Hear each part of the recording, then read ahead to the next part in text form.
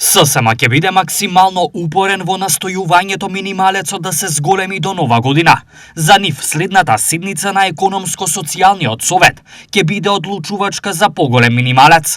Ние сме јасни во тоа, бараме зголемување на минималната плата, бидејќи гледаме дека цените се уште раснат, нема разбирање со трговците и со производителите за реална општествена одговорност, намалување на цените или стабилизирање на цените, така да мора да бараме да се зголеми минималната плата.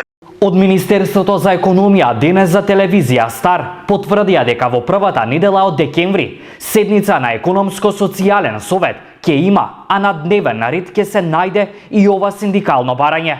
Се надевам дека ќе најдеме начин и можност да сето тоа го реализираме во најкраток можен рок. Па ние се надеваме дека до крајот на годината ќе успееме да постигнеме одредени решенија, се со цел, нормално, како што и кажав, да го подобриме стандардот на граѓаните. Сепак од Министерството објаснуваат дека минималецот тешко може да скокне до нова година, бидејќи за тоа се потребни измени во актуелниот закон за плати и во прашање е процедура која би траела, да објаснуваат од Министерството за економија.